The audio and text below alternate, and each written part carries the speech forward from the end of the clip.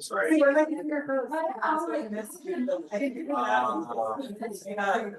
Right, don't have handouts, sorry, that's just. Not yet. Chris, how did the thing go towards the end yesterday? I mean, there were a lot of people there until 5, and then we started to leave, and there were no torches, pitchforks, no self-immolation. I thought about it, but. Yeah. What did you think? I thought it was fine. Yeah. I mean, you know, I saw. Okay.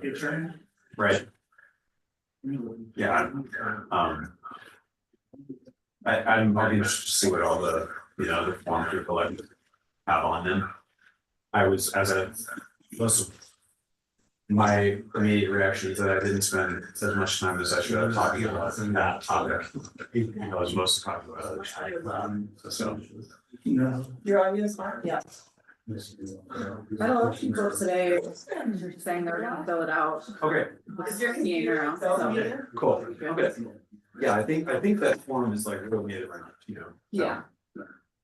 Did you talk to You're almost done. Almost. It's still have days of spring. Yeah. We basically had Christmas counts the last 2 weeks from March. And I know the Russell has been. So. Yeah. Which is good. It's good, yeah. Okay, John, just bear with me, give me like 1 more minute. You're fine. The spring breaks, yeah. Another place goes. And people just want to be here. It's good. My wife was eating. Yeah, just like. It was.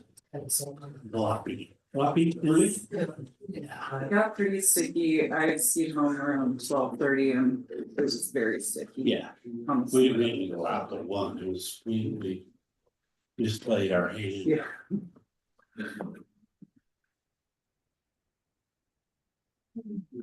The snakes are starting to crop up out there, The wiggles. There's one right down the middle of Highway right now. I know, I was looking at that. It's too dangerous for my blood. Right, Yeah. it's a little too steep.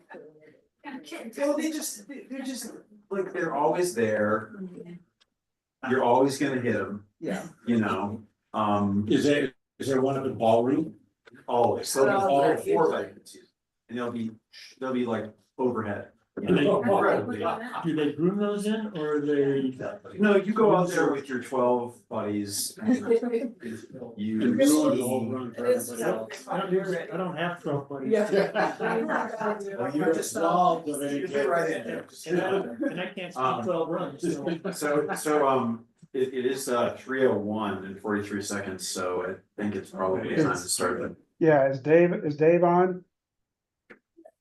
It's not here yet, it doesn't look like. He's not, okay. I think he was traveling, but gonna dial in, correct?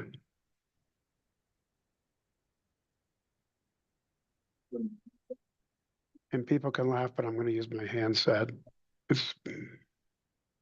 Yes, I have one of those. You commenting on his phone? No. We're good? Molly, can you hear me? No, just.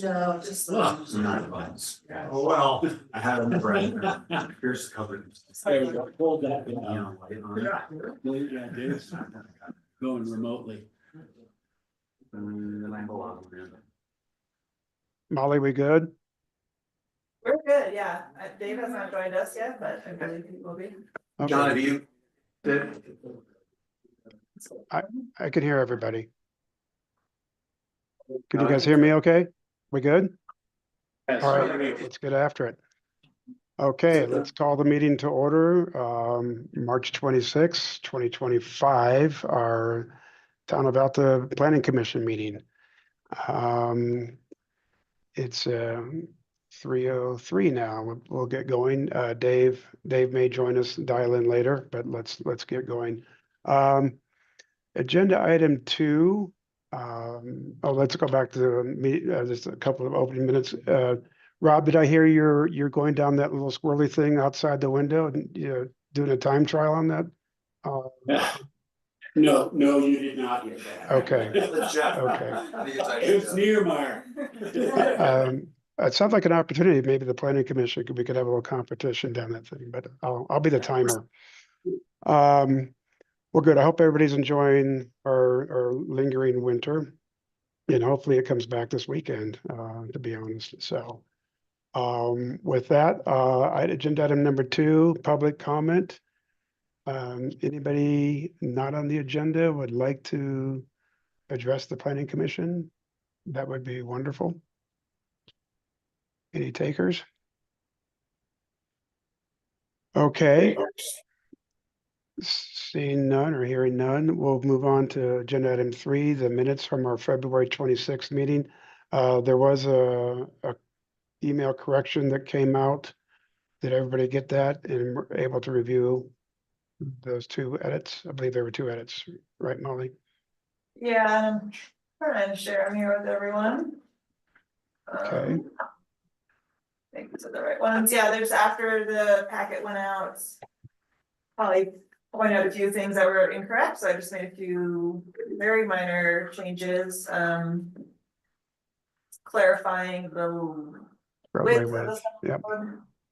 Those would be the new widths, it was not that wide it currently is. And then another one was just clarifying that there was an email received, not an official letter, so those were the only edits that I had. Yeah. And thanks for that, Holly and Molly, for that. Any questions, or we want to entertain a motion or thoughts on the minutes as amended? I move that we adopt the minutes as amended, but I can't vote on it because. But I don't think you can make the motion either.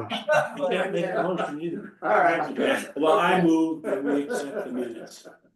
And, I'll Okay, second Rob. The We corrections have a noted. motion to approve and a second. All those in favor? Aye. Oh, All right, very good. Thank you. sorry. Moving on to agenda item 4. Chris, did you want to, or Polly, an introduction here as we go into agenda item 4, please? Sure thing. Did we get the presentation queued up, Molly? And you're gonna share. She's gonna share. Yeah. Okay, very cool. Okay. Molly has a copy. For our. Yeah, I will provide a copy of the, I just made some minor adjustments for what was. I didn't see you standing there. Hello. Hello. Okay, so the primary item of business today is to hear a presentation by the owners of the Shell Chef restaurant. This is an updated version of the redevelopment concept they presented last April, I believe it was. Part of the presentation is still a proposed text amendment to the base facilities zone ordinance to increase minimum lot width or lot size and width in base facility zone C properties, which are the Shell Chef and Photo House. Uses are similar but different. The size of the buildings changed, the number of units inside. Some of the site plan details have changed. From our perspective, it does exhibit some of the same non-compliance issues that the original proposal did, such as that the rooms inside contain kitchens, and as such they match the definition of a dwelling unit, which are prohibited in the base facility zone. And also, of course, the building is within 50 feet of a culvert on the property there. These guys have done, I think, some hard thinking about the waterway setback issue, storm drainage issues, in the vicinity of the shallow shaft. So I think it seems like that's a work in progress, but it's that's a tough one for us to overlook. So that's all I really have to say in introduction, and these guys have a presentation to review with you. Okay, very good. Let me just interject real quick too. I went through the draft. fellow planning commissioners, if you're okay, I think let's hold off to the very end in terms of any questions. I think I'd like to let them go through the whole deck first. And then we can circle back, just take notes along the way that we can circle back with specific topic areas if that's okay with everybody. Good for me. Okay, thank you. Okay, take it away. Well, you have to request that I share my screen. You should be able to. Yeah.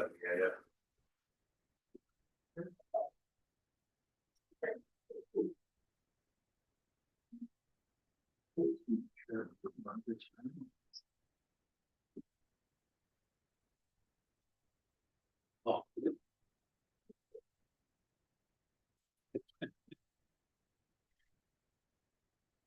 You did that one live? Vintage. Yes. Wow. See, I'm with it.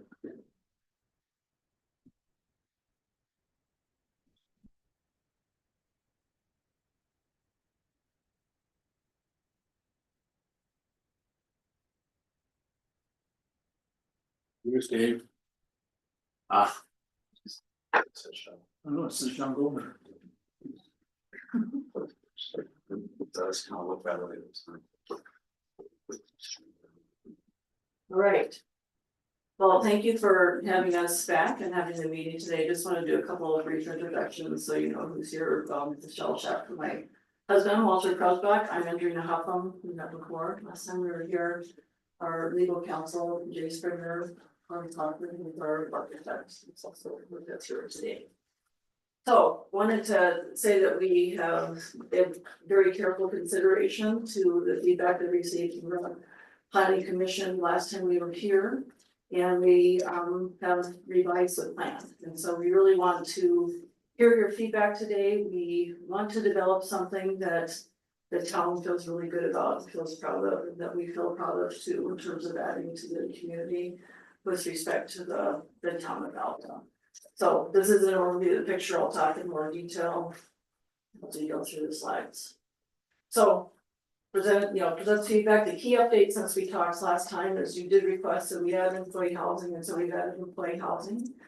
We added a coffee shop because we also got feedback that we next have a community amenity, a place for gatherings in the community, so we added that as well.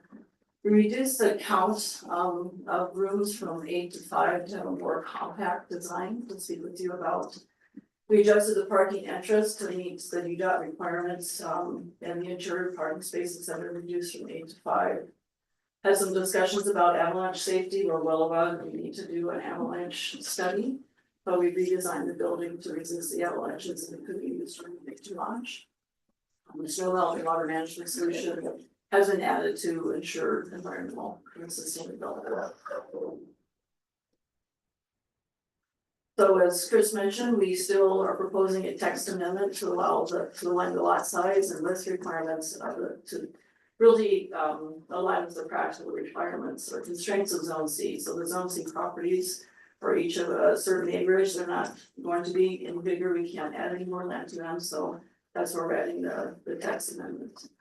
So we request from the planning commission consideration of a fair and problem solving approach similar to what you've done in the past for other Alta properties in the residential and the base facility zone. And we really want feedback on the proposal before proceeding to a formal submission.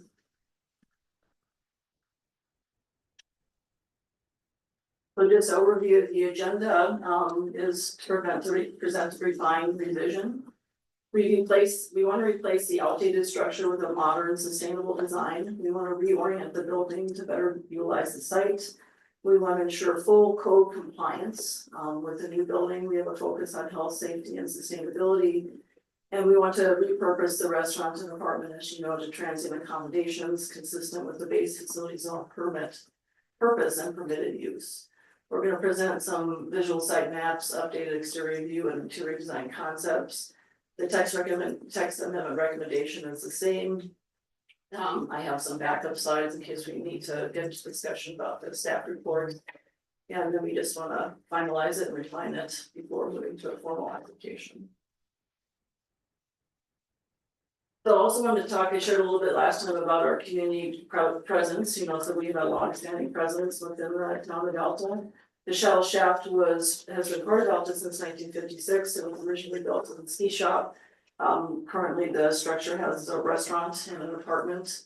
We've had 38 years of family investment in Alta. This was purchased by my husband Walter in 1986.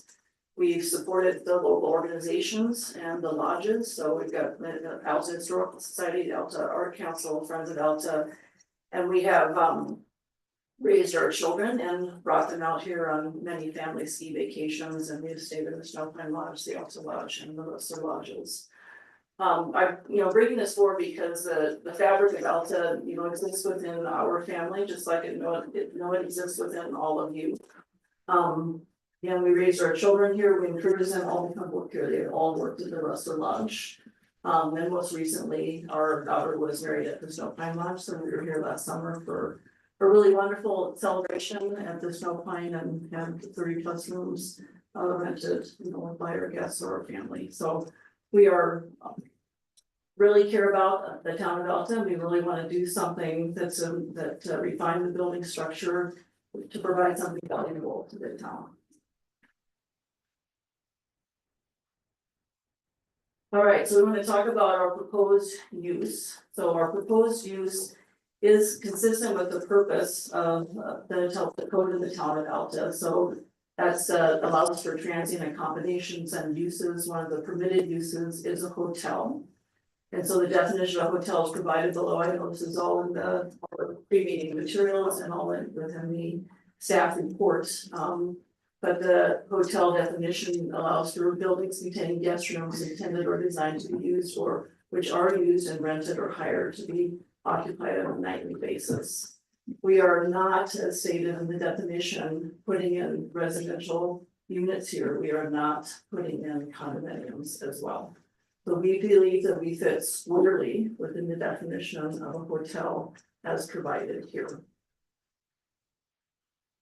Share on the next slide that, so one of the comments that from the council, from the planning commissioner, from the staff report has been that we have kitchens within some of the units within what we presented, and that we wanted to say that hotels, suites with kitchens are ubiquitous, even including Alta. And so we've identified where there are rooms within the lodges, the current hotels within the town of Alta that do have kitchens. So the Snowpine Lodge has a penthouse with a kitchen. The Russell Lodge has an own studio with a kitchen. The Gold Miner's Daughter has 3 junior suites with kitchens, king beds and queen beds, and they have full kitchen and washer and dryer. So 3 out of the 5 lodges within the town of Alta do have units with units with kitchens in them. So we are not doing anything similar than what the other lodges or hotels within the town of Alta are doing. I want to share with you some site maps. We wanted to start with the site survey. So we had a lot of discussions with the town and just some feedback that it hasn't been clear to the town, where our lot exists within the town of Alta. And Walter had actually surveyed the lot in 2013. The property boundary that you see on the site is kind of the black dotted line. For those of you who can see a little bit better, there's a yellow line around that which is really showing the, kind of the foliage around the lot. But we wanted to point out that our property does extend, onto the road. And just answer any questions about that. The survey does confirm that there are 4 to 5 full parking spaces and 3 partial spaces located on the Shallow Shaft property. Historically, the area has been used for parking without formal recognition of the fact that it is private property and there's been town signage in terms of authorized vehicle use. It's placed on the property indicating that the town is regulating parking in this area. And the winter north side parking permit is also with the Shallow Shaft values. Before you leave the maps, or whenever you get to it, I'd like to point out where the culvert is. Yeah, I can point that out. Okay, it doesn't have to be on this one, wherever it's It's relevant. easier to go back. and Okay. Point it out, so, the culvert's right over in this area right here. Okay, and it runs in which direction? Well, it No, runs no. down under the road, is that what you mean by direction? Yeah, No, so this corner. The southwest corner is over the culvert, correct? that is correct, the culvert is on our property, yes. Yeah. Okay. It's actually shown on one of their figures in more detail. I couldn't spot it, but. Yeah. Okay, so let's talk through our proposal concept.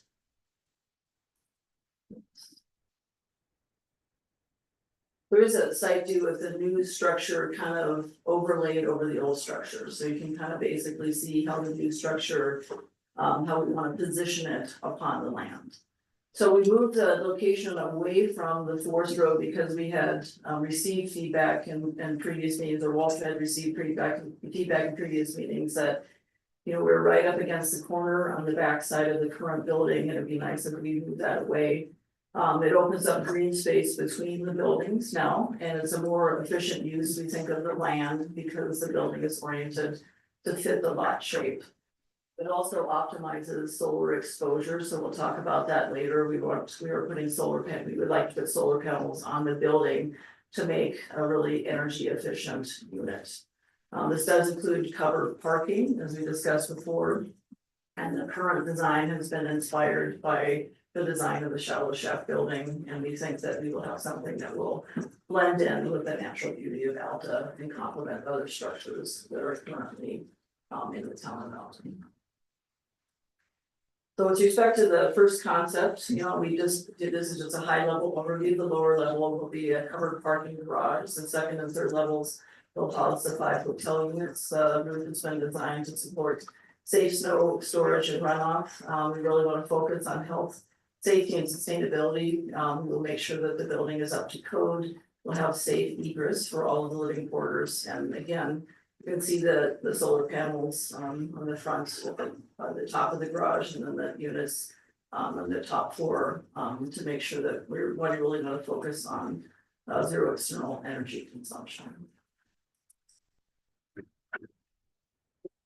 So with respect to the parking and community benefits, you know, we got feedback from you last time when we had the parking entrance actually on the side of the building, that you really didn't like looking at this wall of concrete. So we have changed the overall design of the building to put the entrance of the garage in front. We discussed this with UDOT. They were very clear with us that they don't want any cars backing out onto Highway 210. And I know that we have this kind of up and down the canyon, but essentially they said, you know, for your building, that's something that we will regulate, and you have to be able to drive into the garage, turn around and drive nose out front, so that's 24 feet there. We also added the coffee shop. Right now it's being shown with the garage door open. We have a coffee shop in front too, so we've, I believe, eliminated this concern, this aesthetic concern that you had last time of a wall of concrete that you were looking at, so I'm really focused on that. We are gonna have inside the garage electric vehicle charging stations to support sustainability.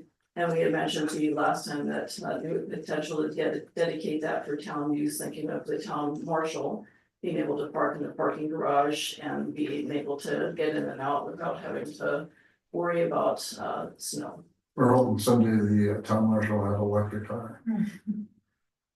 Yeah, so for the sustainability and the resilient design, we're gonna have a green roof. We wanna enhance the insulation and reduce the environmental impact. We wanna have a high performance building envelope, so we wanna exceed the energy code requirements for insulation and ceiling. And again, we designed it to resist an avalanche and can be used during a lodge. Again, we understand we need to do an avalanche study. But you haven't actually calculated the avalanche forces yet? Not yet, we do that during an avalanche study. And we would hope that we could obtain any avalanche studies that the town has done for the buildings around us, that we could provide those to the company that we would hire to do that, so they would at least have that particular information. So here's the basement floor plan. So we have the parking, the garage with 5 covered entrances. We have an elevator to the access. We have stairs for alternative access there. With respect to the guest, services, you would come in, there would be a check-in lobby, every area for items, a storage area for guest convenience. We'd have a laundry room for housekeeping operations, mechanical rooms for essential building systems, and then we have snowboard storage, et cetera, in the back. And then to support the overall community, we put the coffee shop in, and we also have a bathroom downstairs for, staff and guests to use. On the first level floor plan, we have employee housing that's kind of in the back area. It shows up green on my computer, but I can see it doesn't show very well when it's being shared. So it's the very back unit behind the hotel units. So there are 3 hotel units designed for flexibility, guest convenience. We do have a guest suite, which has bedroom, bathroom, a kitchen and living area. And then we have 2 standard hotel rooms, which have queen beds in each of them. One of those actually can be adjoined to the guest suite, the other one cannot be. The level 2 floor plan has 2 units. We have a king suite there with a living area and 1 standard bedroom on the 2nd floor there. It can be joined. They can be adjoined, yes, correct. So coverage and setback of the new structure, so the existing building is on a slope of 16%, the coverage is 44%, the height is 28 feet, the new structure at 16, the coverage at 51, and the height at 35. And then we have the setbacks around each of the ordinance as well. So with respect to the culvert management, we wanted to talk about, current stormwater flow issues and how water reaches the shallow shaft property. When according to the code, you need to manage the stormwater that exists on your property and make sure that you have any downstream management managed. Right now, stormwater is coming from a culvert, which is about 19 feet away from the town offices, kind of up on the left there. There's a culvert there that directs water down to a position that's outside of the shallow shaft. But there are sandbags that are then pushing that water onto the culvert in the shallow shaft. Additionally, there is water runoff from Highway 210 that's also being diverted by sandbags onto the same, culvert on site. Then water travels beneath the highway and exits on the south side of the road.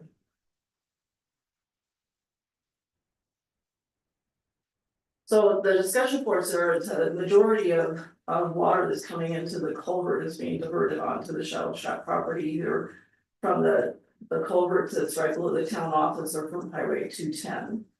And we're unaware of any recorded easement granting the town the right to manage and direct stormwater onto the shallow shaft property. Hans has had some discussions with Salt Lake County Public Works, and they've indicated that management of stormwater is the responsibility of the town of Alta. So we have thought through some potential solutions. These are not all the solutions that can be thought through.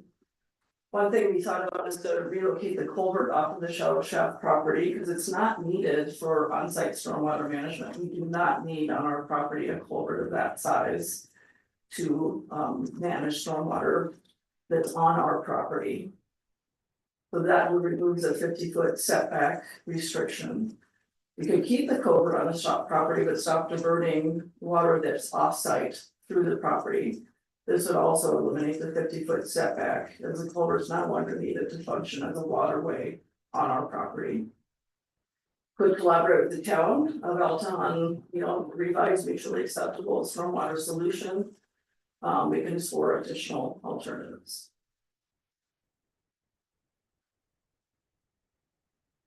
So a proposal we have, if we work together as a community effort here to manage the stormwater that's coming from above the town. And on the road, we could put a new stormwater catch basin at the southeast corner to collect uphill runoff from Highway 210. We haven't talked about this management with UDOT, but we have confirmed with UDOT that they do not need the culvert that's on our property as part of their drainage program. So they have told us that culvert is your culvert. We don't manage it, and we don't need it for drainage for Highway 210. So we could add a trench drain in the front of the building and the garage entrances, and we could add an additional catch basin that could be integrated into the existing culvert system. And that would improve water flow. So water flow would be directed from the catch basin, which is about 31 feet from the building. And then it would flow, under the road. And we believe if we were to do that and work together with the town that, it removes a 50-foot setback. But right now, we're pretty clear we don't need a culvert on our property to manage drainage. The UDOT is saying they also do not need it to manage drainage. So those are some thoughts we have there with respect to the culvert management. And then we also reached out to flood control engineering at Salt Lake County. And they provided us with a map of which is all of the blue lines on the map. And so there are no identified flood control concerns that are around the shell shaft or the Alta town office. I will note that I used to work for Salt Lake County Flood Control, and I also managed the largest urban stormwater system. And the county maps are notoriously inaccurate. So what responsibility does Salt Lake County Flood Control have responsibility for stormwater management on a state highway? No, They're worried about stream flows Stream and flows. major waterways, stream right? flows and culverts that are identified as part of the area-wide system.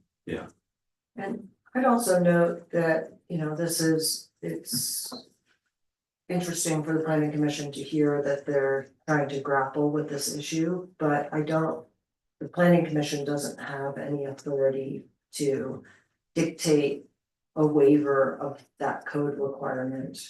So it is, something that they're going to have to deal with, but it's interesting to hear how they're addressing it.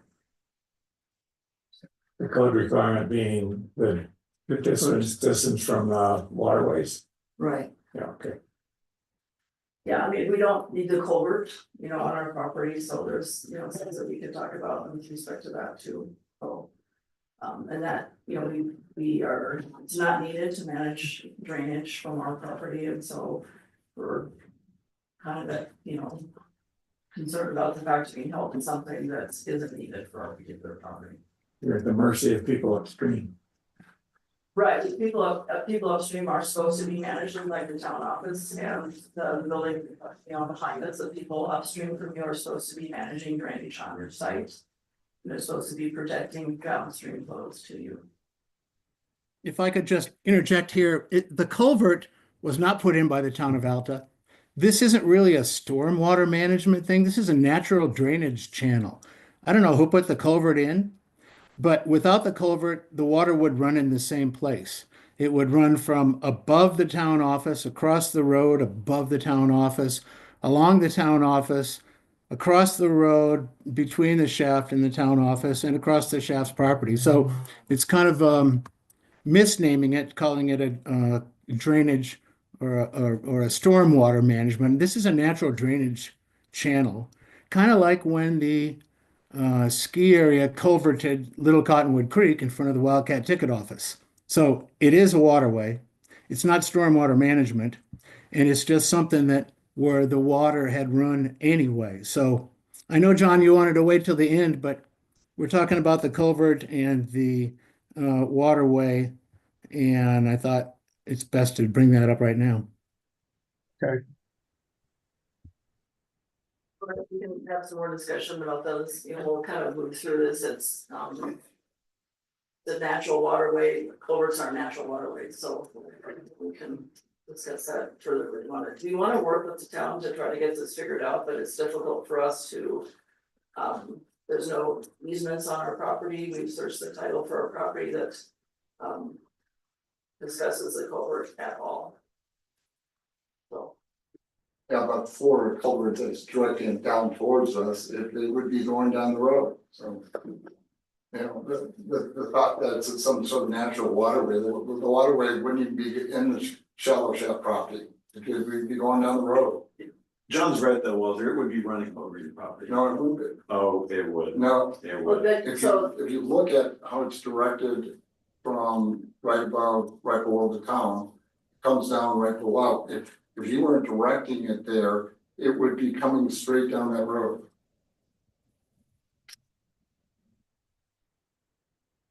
all right, we'll jump to the Zone C text amendment, you've all seen this before.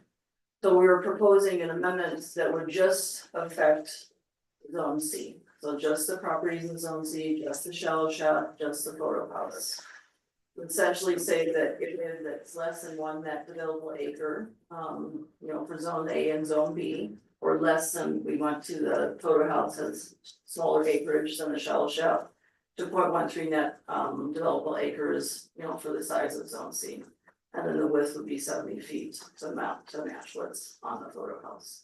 So the code change applies to Zone C only, allows for the non-conforming properties to become conforming. If I could just, as I read your bullet point C, it doesn't just limit it to zone C. Yeah, so that is a good catch, we should modify that to say Zone C only. Thank you. So we wanted to talk about how the proposal supports, Alta, so obviously we have a building that we want to bring up to code, so we are incorporating planning commission feedback. Put in affordable employee housing for workforce stability and retention. We have the cafe space to add a valuable community gathering spot. We're addressing, and we want to work with you to address the culvert management stormwater issue. We are developing an environmentally conscious design, so it's designed to blend in with Alta's natural beauty with minimal visible impact. As energy efficient insulation and solar panels. We want to improve, the traffic management, so we want to put in covered parking to reduce congestion, making snow removal more efficient. We have potential design to provide a parking space for the town marshal, improving emergency response access. We're expanding visitor accommodation, traits of new transient lodging options that fit Alta's tourism driven community. We have ADA accessibility, we want to support economic growth and increase revenues. The increases of property tax and sales revenues, helping to fund town infrastructure and services that boost tourist spendings, including lift ticket sales, on-mountain dining, retail purchases, local business support for ski rentals and beer shops. Well, that's primarily the end of the presentation, so open for discussion.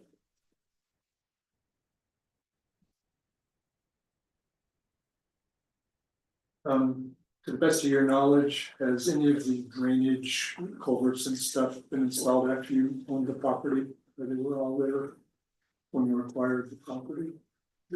Best of our knowledge, Yeah, that's where I'm. Was existing? Okay, and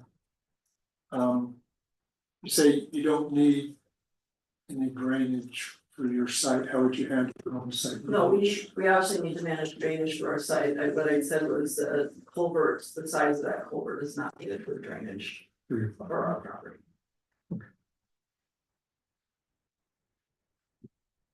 So go over again. What the alternatives to this culvert are. I mean, you're essentially saying we can abandon this culvert and do direct this flow elsewhere. Yeah, so we're saying for our property, potentially you could, if the town said, hey, we need that culvert somewhere, it could be, moved off of our property. Likewise, we could say, okay, it's on our property, you know, it's not saying that they need it for management of Highway 210. We could close the culvert on our property, that's an alternative, we could keep the culvert. We could stop diverting water from up above or from the town onto the culvert, and it wouldn't classify as being a water lane. So then we would want the 50-foot setback removed, we could collaborate with the town on. We provided a solution where we could collaborate with town, that's not the only solution, so we're open to other solutions that the town would wanna talk to. So.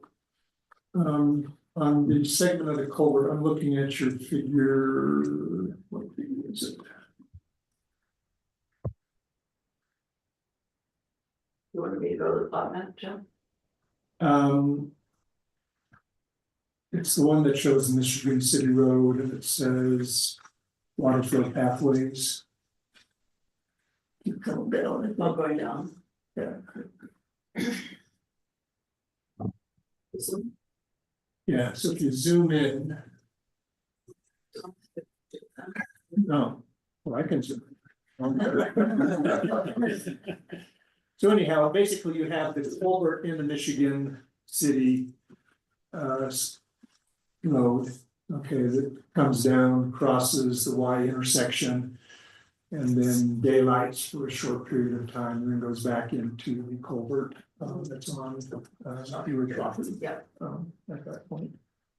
The city know how deep that culvert is under the Michigan City Road? Obviously at No, daylights. Not very, yeah, So it's pretty shallow. 2 feet at the most. So is there an opportunity to go into the Michigan City Road? Put a junction box to capture the drainage there. Run it down the road 50 feet off of their proposed building line.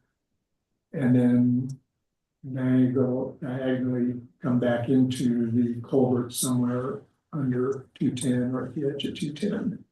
There could be, but you know, again, as John said, we've never installed culvert. Right, I'm not saying the city would. So, and that land does not belong to the town.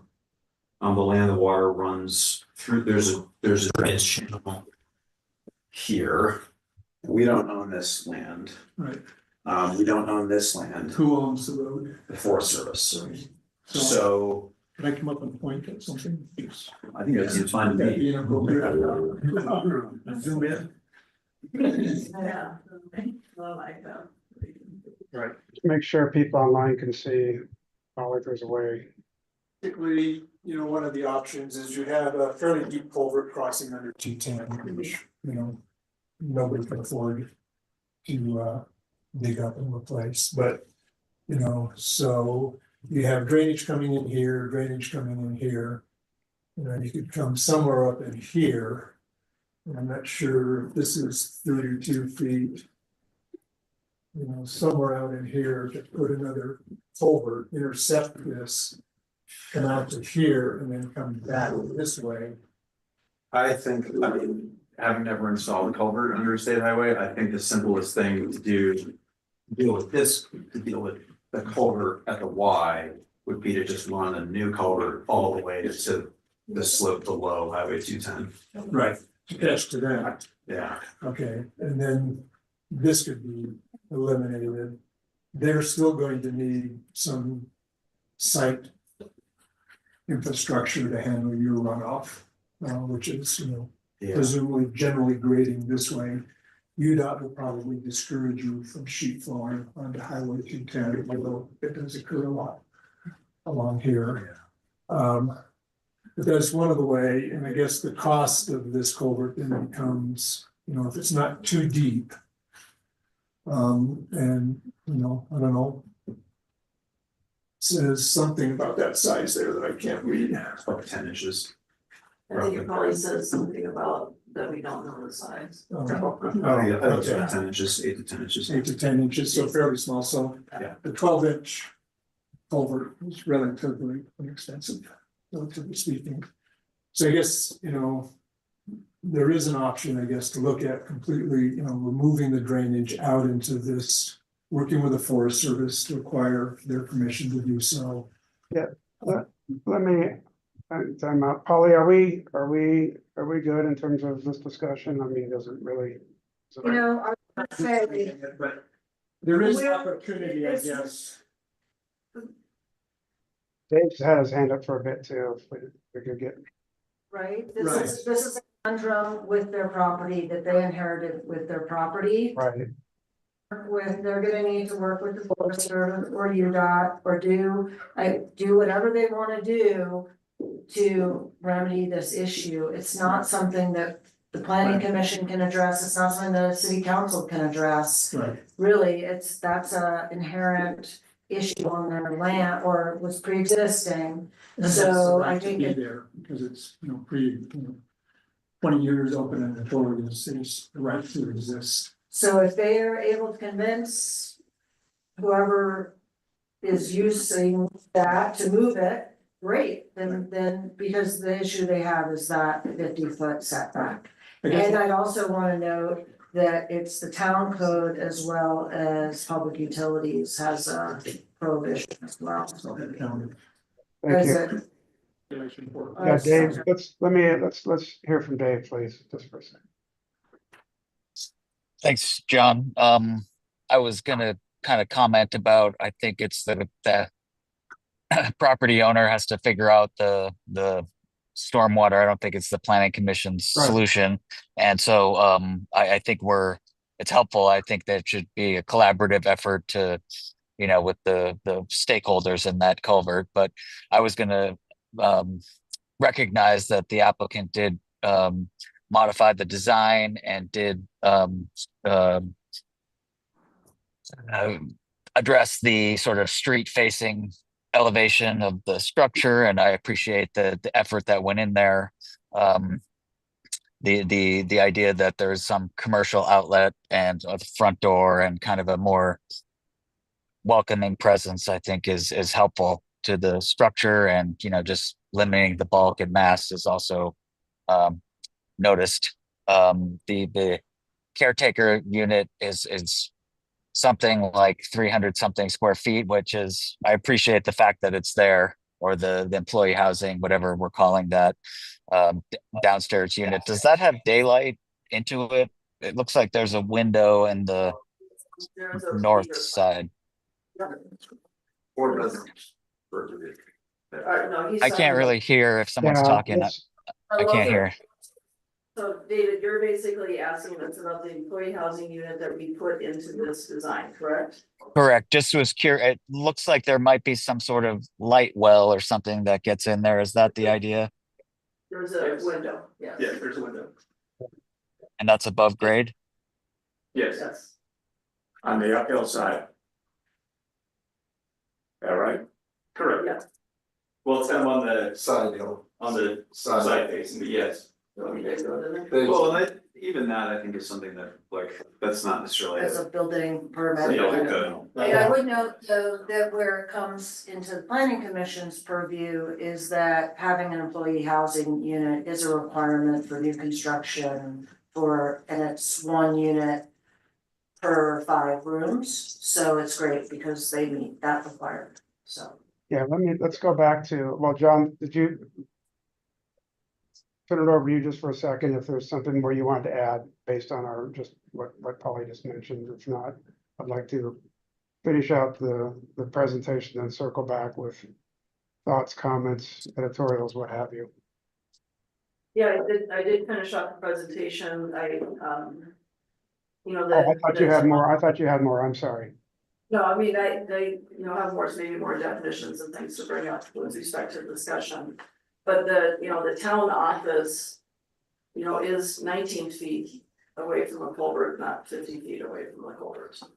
And that culvert, the town didn't put in, it was existing before that town office was. So one thing what we should note is that the existing building also is not 50 feet away, but if they wanted to keep the same footprint, they could, under our code, you can rebuild with a 250 square foot expansion, which was noted, I think in the old minutes, I remember we discussed this last time. But to, you know, that's also a solution is if they want to redevelop it on the same town code requirements. It probably is not as much square footage as what they're wanting to do now, but that is another option. Does the usage factor into that as well, or it need to stay the same? The usage, they, as long as it's an allowed use in the zone, it would be allowed. So So they could change it. they could change And it keep the to, same. they could, yeah. Well, and they get an extra 250 square feet. Make sure the applicant, are you ready for a discussion? I want to make sure we're good there. I'm sorry. Yes. Okay, okay, very good, all right. Not when already moved. For that. John Goldner, go ahead and you've had your hand up nicely. Oh, thank you. Just to get rid of this culvert discussion, I hope. When these culverts were installed, neither the town of Alta nor the shallow shaft was owned by the respective owners. It was all Forest Service property.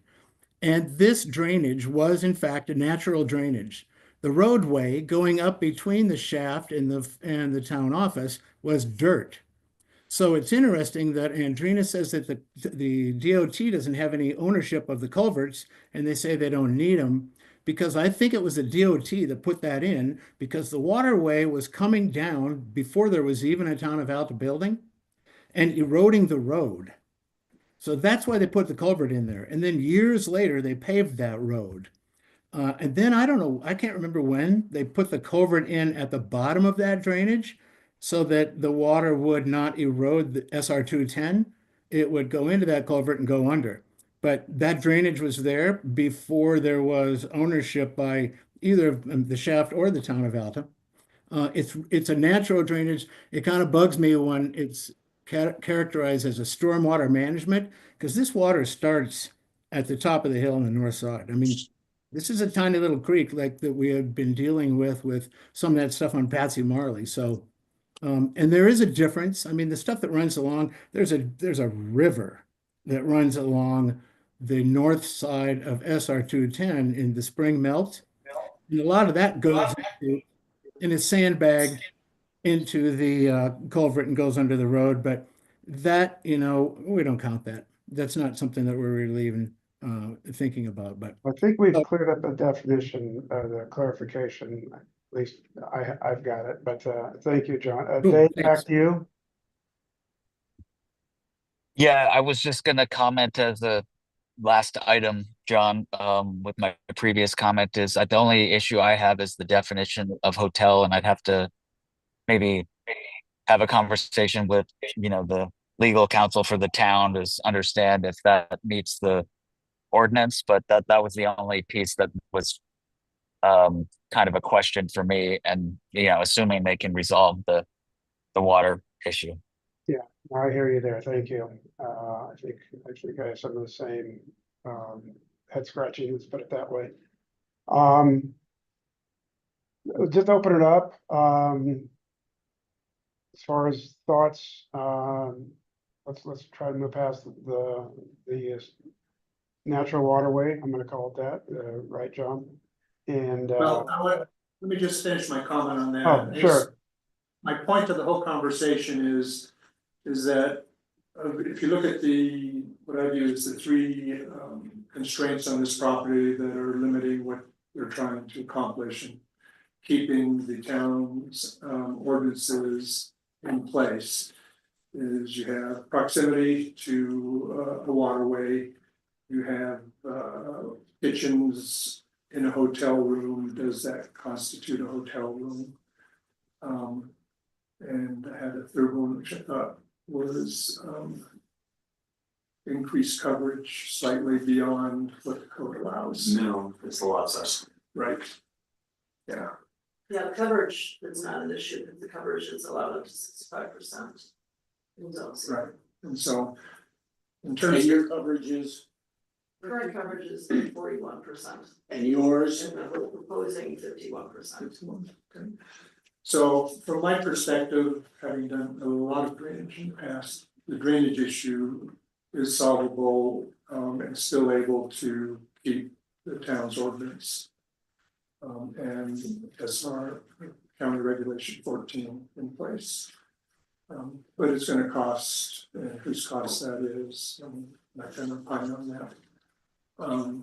And I think the other issue then is really boils down to a legal issue. The city town's attorney is basically telling us that if there's a kitchen in these hotel units, it classifies as residential. And so not being an attorney, How would you classify the hotel rooms and the Alpine Lodge, the restaurant lodge and the Golden Star? Those should not be there, well, I can't, we're looking into it because, to my knowledge, those have not been approved under the current codes. So this code was put in 2006. 8, I believe. 2008. So that is at the time when the purpose statement said, no, and if you wanna pull up the code section, that's helpful. These are the definitions. Yeah, so you have your purpose, condominiums and single family residences shall not be, well, they're not allowed to be, no residential uses are permitted. And by definition, a residential use is one that has a kitchen, that's definition of a dwelling. So, you know, there's policy questions there, if that's a policy change that the town council wants to make eventually to say they should be allowed, that's for them to determine. Yeah, so But where we have, you don't, it's kind of like the speeding, just because when you get pulled over and someone passes you going 90, you don't get to say the speed limit's now 90, right? So we're trying to abide by the code. We appreciate you letting us know about these other issues with this, and staff is looking into those. So we say, you know, what you said last time, if we fully fit within the definition of any building containing guest rooms intended or designed to be used or which are used, rented or hired out to be occupied on a nightly basis, or which are occupied for sleeping purposes by guests, and which may include accessory facilities such as a lobby, a meeting room, recreation facilities, group dining facilities, or other facilities. There's nothing in that definition that implies that we cannot have units that have a kitchen in them. These are not residential units. I appreciate that there's a definition of a dwelling in the code, but we stand fast that this meets the definition of a hotel. And my legal interpretation is that it doesn't. You know, there are other solutions if you were to have a group kitchen area downstairs where a dining room, maybe, you know, that would take it away, but where you have kitchens in the rooms, it violates it. I mean, we're not gonna have this fight here, or, you know, discussion here. I don't think it's appropriate. It's, you know, you have the intent of that base facility zone, I think, is to not have people in residential units. I'm going down that rabbit hole and I don't want to, so we can. You understand that that's an issue, you understand your covert's an issue, so. You know, I don't know if there's other feedback that you want from. just for my clarification, in terms of ownership of this building. You intend to keep it, you in the broadest of terms, LLC or family trust or however, so. It's No, we never the intend- intention to parcel it out. No, we tend to keep it within our family. We've had, you know, we have 4 children, you know, one of them has been the point person for the other siblings. He's on every discussion call, every email that we have. So he's been very involved in this. Our family wants to maintain it as a family business. And what would be the management plan for this? So we discussed in the past that we would, we'd been talking with Alta Chalet about this, and we would probably work with them to have them manage the facility for us. So it'd be an offsite manager that would be, Well, we have Yeah, employee housing. employee housing, so, because an employee will probably. an Alta Chalet employee would live in that. Yeah, I haven't gotten to those details, Well, we haven't done without this, we put the employee housing in there, and that's what the employee housing is for. I'm just imagining, a hotel has quite a bit of employees and departments that run it and. I know that's not part of the definition, but. That to me is a big part of a hotel is the services that it provides to its guests, right? And who's in the building to provide that, and not. Another company that's servicing several other. Locations in town. Just a concern that would have. On the management side. Yeah, that's something for us to manage. When we will.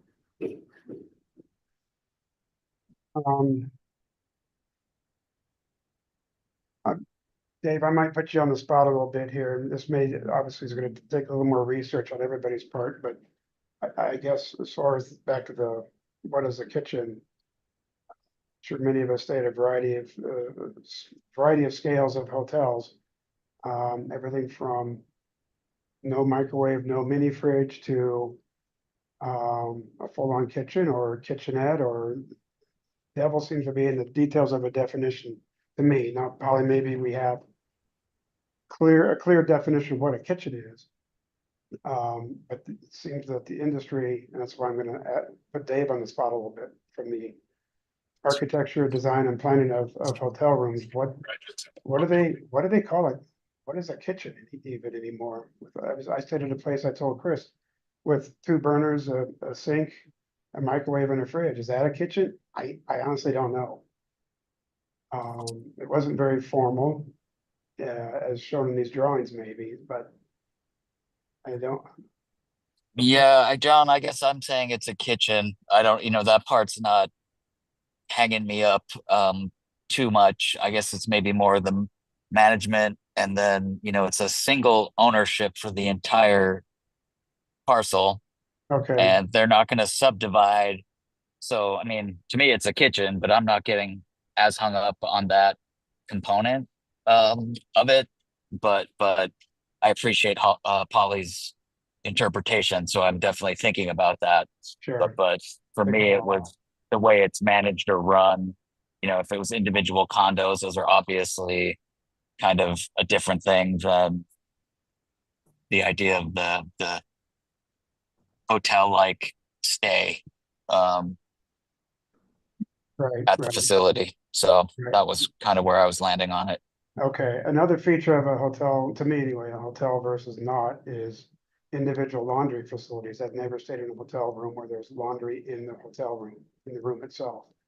So, to me, it's maybe another way to look at things. Yeah, so we have the group laundry facility in It's group laundry, well, I mean, it'd be, yeah, so it's really. not laundry center. individual washer dryer in each unit. I don't think we would prevent a guest from using it if they wanted to use it. But that's primarily to wash sheets, change Sure. over between, stays. Which is what all the Shelley's do. Yeah. So I guess my 4th issue that is, unresolved and is the question of avalanche. And the actual impact on the structural design of the building. So without knowing those avalanche impact forces. Yeah. It's hard to know what the building really is going to look like to resist those Yeah, so obviously, forces. we're presenting a proposal to you. It doesn't have all of the detailed construction designs for it because. We need to get approval before we move forward with that, but Mons, I don't want you to comment on that. Yeah, we have spoken with Beat just about avalanche studies, and the first thing he wanted to know is what we're gonna build. If it's gonna be a single family house, or we build a restaurant or a 4-story hotel, so that he could provide be adequate reactions on what an avalanche may do. So we thought it was premature to have that done until we know at least, a rough idea of what's gonna be there. But do we have any indication of how Yeah, close to an avalanche path or the It's a- ship it's a- path is? I mean, Well, the town offices will be wiped off the program. all those buildings are exposed, Right. they've been hit, so. And they, I'll need to talk to that, I mean. What is going in the building is not, like, the use doesn't really have an impact on design requirements. I mean, you have to, whether it's a single family house or a hotel, you have to be able to protect people inside it, and that depends on the location, not on the use. And Yes. Chris, along those lines, does it matter the interval? Are we 100-year interval, or does that even matter in terms of paths? The path. Yeah, no, the code says 100-year interval, so we 100 are years. working process, it says you need to do an avalanche study. We will do that for all the reasons that everybody's stating here. We want to protect the people that are inside the building during an avalanche, for sure.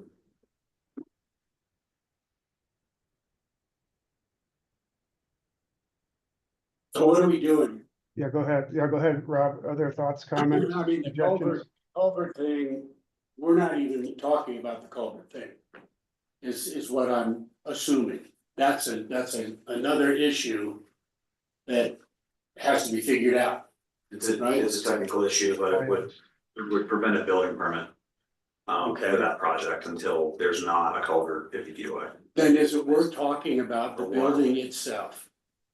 Culvert issues aside, that's gonna have to be solved by applicant. Do we even wanna discuss the building? Or is this culvert thing brought to a halt? If I can add, Jay Springer, legal counsel, we are here with a plan because your code requires a plan of some sort to be brought with the code amendment. The only things that the next application is actually asking for is the text amendment to say in zone C that the properties that exist as they are can do something other than tear down and rebuild. That is all that the actual application is. All of this that we're talking about, the technical issues have to be worked out. We have to bring a plan that's required. The level of detail that's required in that is not specified in the code. So we are getting as much feedback as we can to be able to bring something back that complies with that component of the requirement. But the next step is to be able to free up the property to do something other than just to tear down and rebuild. That's where we are. All the other efforts are trying to get to something that makes sense in that context. Well, how long has that place been closed? We close it, Close with COVID. 2020 was COVID. 5 years. Well, not, March 14th. Yeah, March, yeah, yes. That's Saturday. 14th of 2020 or 2020? yeah, We. And so, you know, the way I look at it, we have an eyesore in the middle of our town. We got a dead horse.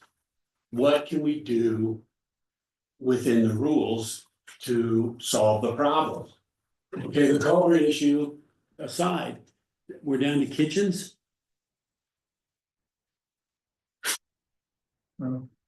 Kitchens and avalanche. You know, Well, but I mean, again, that's has no bearing on the land use. It has no bearing on, so what you're saying, could you clarify for me, because what you're talking about? well, you don't need to show us that your proposed design will protect human life inside the structure in order, for the town to consider your proposed text amendment. I mean, my advice to you is to take that really seriously and, just consider that there are many above grade buildings that have been built to avalanche design specifications in that neighborhood, and it's gonna be extremely expensive to have an above grade building there. Yeah, I mean, that's for us to So figure out. that's just for you to figure out, just like the stormwater. Yeah, the above grade Drainage. portion was only about 4 feet on the backside. And then we were sloping back down. There's no elevation in there, is there? No, we haven't made it that far.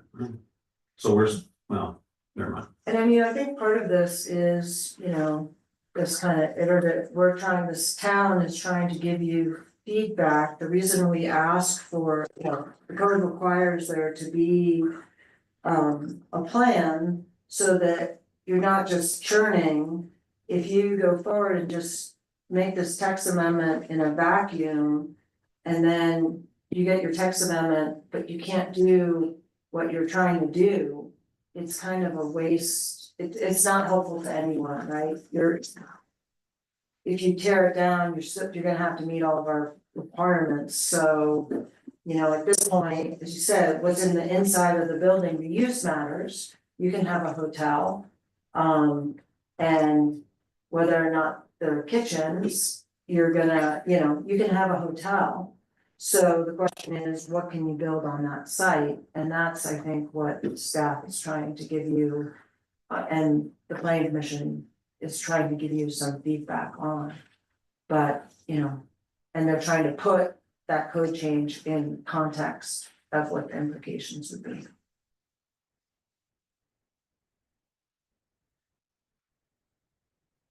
Maybe what you're getting at, Rob, is. Are you at this point basically unwilling to operate the business that you have in the building that you have now? That's not We an just option think on the table Yeah, moving forward. we just think it's gonna be more of an advantage, we can have a coffee shop. We can offer more amenities to the town if we're able to move it and, you know, that's the whole point. Yeah, I think your question is, we are not willing to operate the restaurant in the current building as it exists. No. It's an old building, it needs to be brought to code.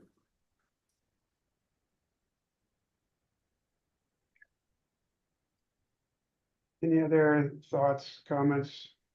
Well, I guess one more just thoughts, you know, is really the issue is, in my mind, you know, do we have this issue of spot zoning, does that then throw all of the town's zoning code into flux? It's not So, spot Roger, zoning. who we ask Jay to comment? Yeah, we understand that there's a concern, but our legal analysis is that there's no risk to the town. There hasn't been a spot zoning case in Utah that affected even one property, and we're talking about an entire zone.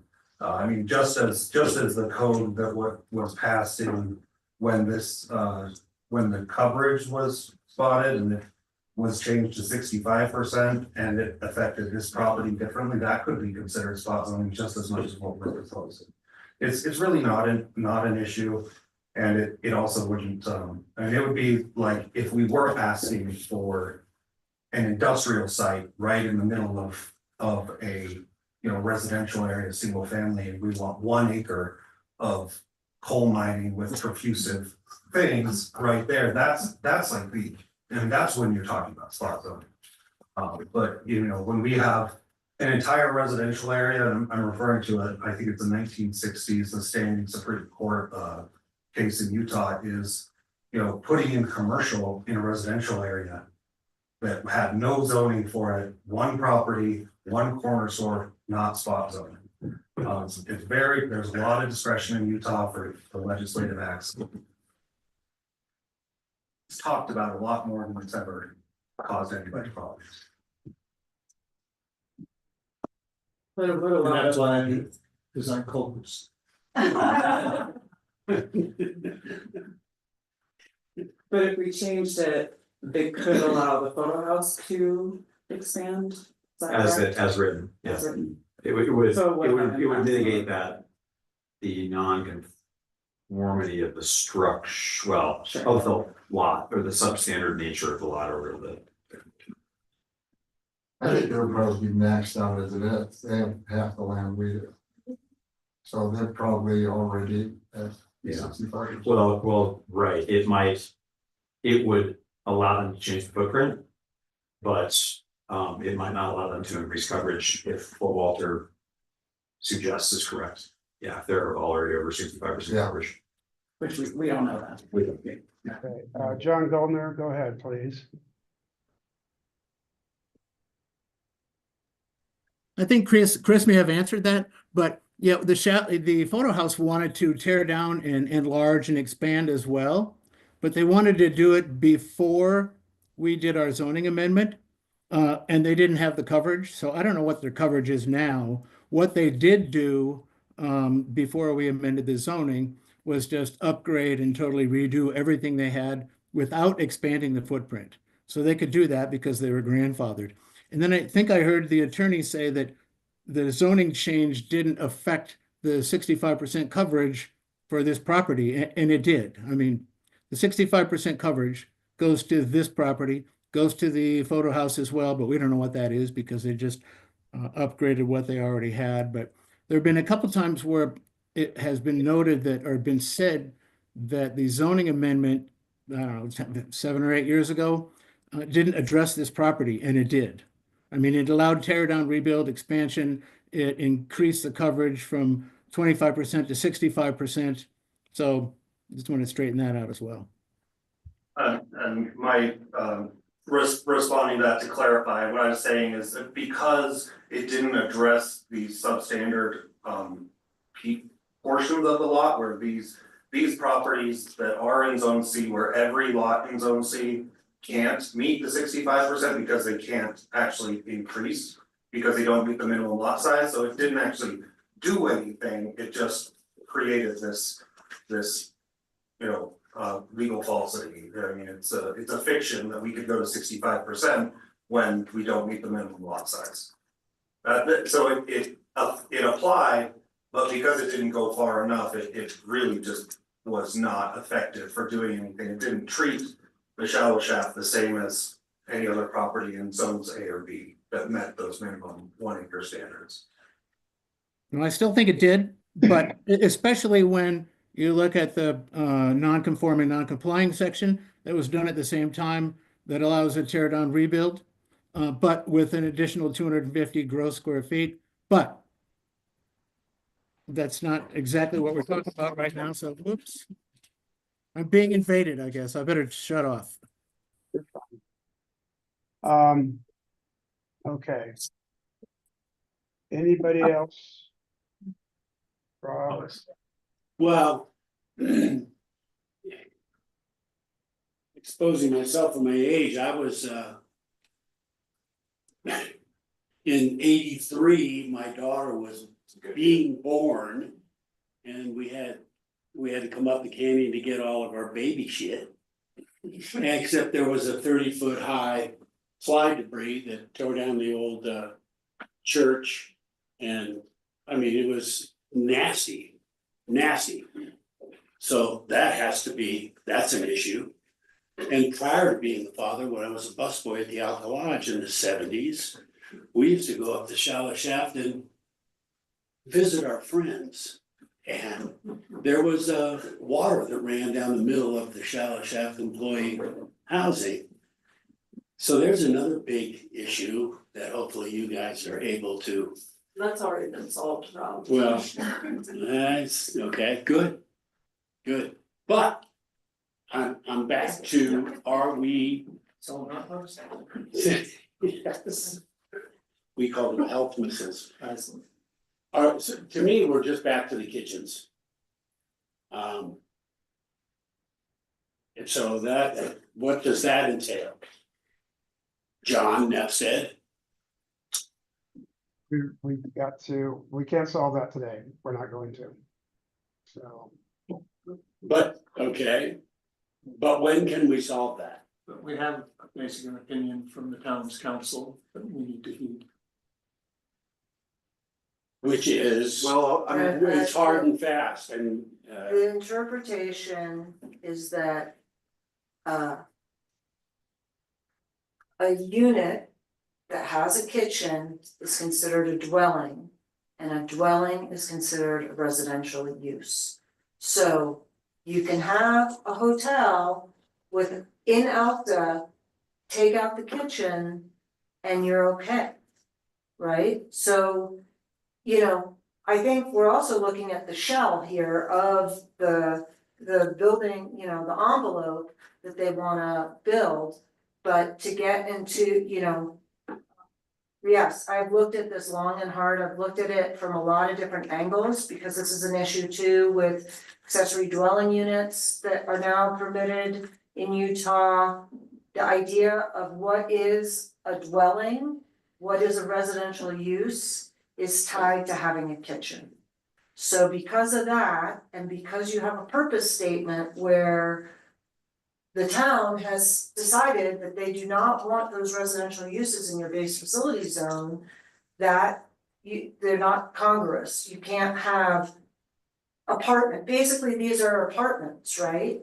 Whether you could call them a hotel, you can put a label on and say it's a hotel.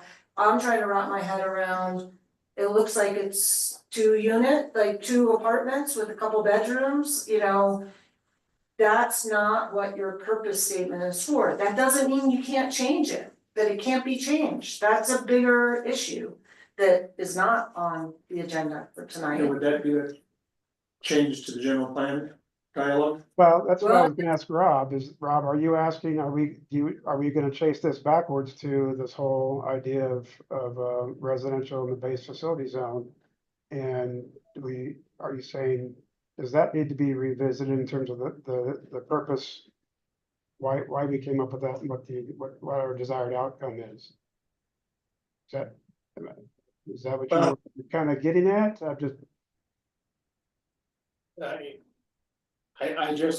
I'm stuck on an old building that's an eyesore in the middle of the town, Here and it what is. can we do to change that?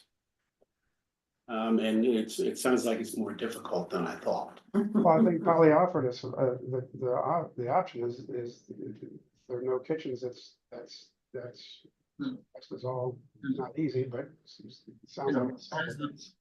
Planning commission, we are constrained by the laws. Right. Exactly. Right. I don't think I disagree, I don't disagree with your desired outcome, Rob, whatsoever. It just, we have our constraints. You also author the general plan and make recommendations on land use regulations to the town council. And I agree with Polly's interpretation of what the rule is. We've not deliberately permitted hotel rooms with kitchens. I say it in the staff report, so I'll say it now. We've permitted employee accommodations considered owners units, and it may be that some properties are renting those out, and that's illegal. Those were not counted towards hotel room density, so that would be a zoning violation, and we're looking into it. So again, you know, Paul's analogy on speeding. We don't allow hotel rooms with kitchens. But we could. But that does entail a change in the regulations. We would want to change the regulations. We'd have to change the regulations in order to permit that. So I think John was getting at whether it would be such a substantial change that it ought to be, you know, preceded by or couched in the general plan update, and that I think is for you all to discuss. For sure. I'm just confused. You said you don't allow it, but obviously you know it's there and you're allowing it, right? Right, so we're going to investigate Or- that. We may enforce a zoning violation on those properties. Okay. Yeah. Yeah. Seems to me, by saying you're Not not a allowing favorite it. call, but yeah. Okay, Chris and Polly, I don't know where we want to go next in terms of discussions. Hey, John. Yes, go ahead, Dave. Well, just looking again at the packet, and the real ask, I think, is about the text change, right? That's on page 43. You know, a lot of these are what ifs and that kind of thing, but without the text change, nothing like the proposal is happening. So, and it's a big departure from the previous in terms of size, but it's such a confined zone C area. I'm kind of responding to what Rob Voy was talking about in terms of, were we just going to let this kind of be the empty spot in town that's, you know, aging in place here and not being maintained or you know, appreciable use. So that's, you know, that their options are limited. They would literally have to build something of the same footprint currently. So I think that's the question for the planning commission, really. Yeah, The other things are, you know, important, but if this part isn't going to happen, I think that changes the parameters for the potential applicant. disagree at all. Thank you.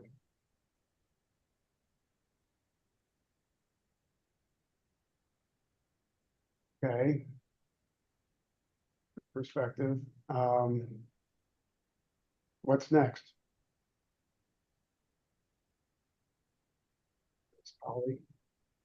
Guess I could, I don't know. Have you gotten the kind of feedback you wanted? We got feedback if it's what we wanted. No, you were looking for feedback. Did you get it?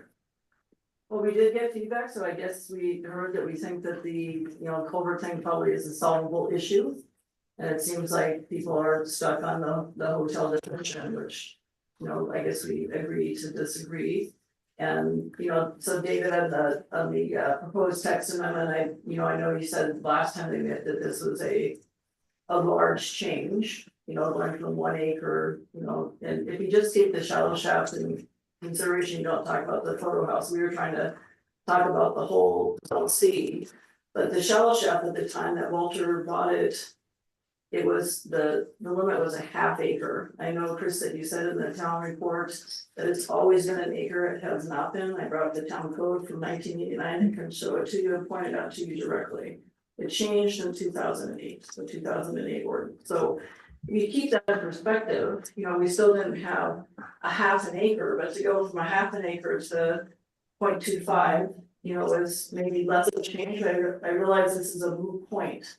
But we are trying to work a solution that makes sense for the town. And you know, there is obviously a financial investment on our part to tear down a building and build a new building, which is why it doesn't make sense to, you know, we're not gonna put back in a restaurant, we're willing to put it in a coffee shop for that. But you know, the economics are, you know, large to do something. We want to do something, you know, important for the town and we don't want the structure sitting there. We want to do something that would be helpful to the town. We believe that providing units, you know, if we will go talk to Alta at Ski List, so my understanding is, you know, they would like more, you know, units that can be rented out that people can buy lift tickets on, and so this will be helpful for the town from that standpoint. So we're trying to figure out a solution that works. Okay, John Goldner, last. Just one quick clarification. We did not change the minimum lot size. It's always been 1 acre minimum net developable acre for any commercial business, but it's been a ½ acre and still is for residential. So you don't need an acre for a single family house, but you do have to have that 1 net contiguous developable acre for any commercial venture. And that's stayed the same since 1970. Yeah, so maybe I can talk with Chris after the meeting and I'll show the 1989 code, and it basically says it's a ½ acre in that code, so. That's where we were coming from. We don't have the 1970 thing that's been reviewed, we're just looking at the old code. Okay.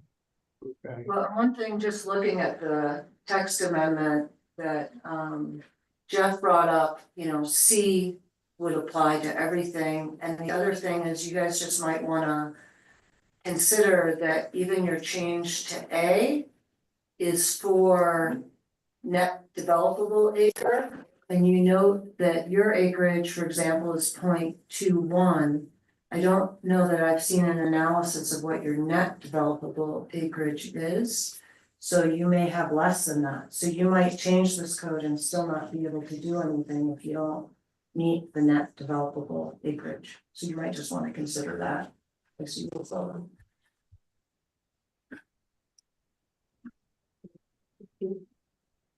Okay. Um. Anything else, Commissioner? Anybody else?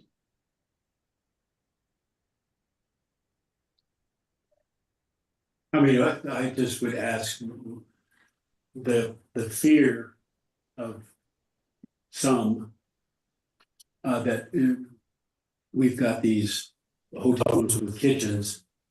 And if this goes through, does that spread? And, Precedents, pardon? that precedents, what's that Yeah. about precedent? Yeah, But I would not characterize my position on it as it's fear. fear, okay, It's fair just that enough. it's something we need to regulate and not just allow to happen. If it has happened organically, then we need to look into that. But one thing that's occurred to me recently is that I don't know what having a kitchen in a unit of some kind does to culinary water source supply. You know, 150 gallons a day for a hotel room. You or 400 or 800 gallons a day for residential use. Obviously, we're learning about, you know, ways to crack that egg or bite that apple. But we have a limited amount of culinary water source, and if you know, all of a sudden every hotel room in Alta can have a kitchen, then there's more wet water used, there's more source water inventory used, and that is something that we might not be able to sustain. So just to name one of many reasons why we want to take it seriously if we're going to consider it. Sure. Makes sense. Okay, as far as wrapping up this item, again, came for feedback, healthy discussion. We've got our parameters in codified. And Chris and Polly, I don't know if what's next in terms of discussions, or is there Well, I mean, I think in the it's, plan, or I think it's up to these guys to make a proposal or submit an application if they want to. The planning commission, I suppose, can direct staff to you know, look into whatever it wants to direct staff to look into.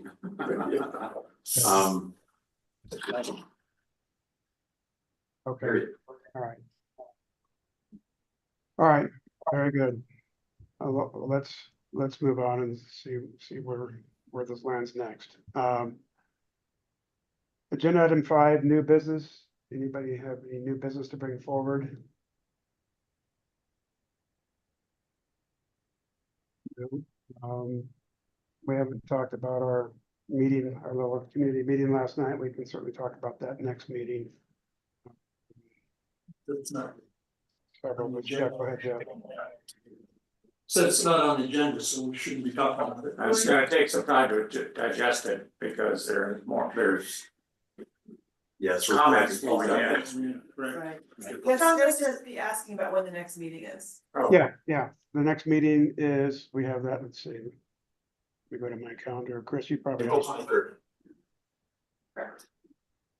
is April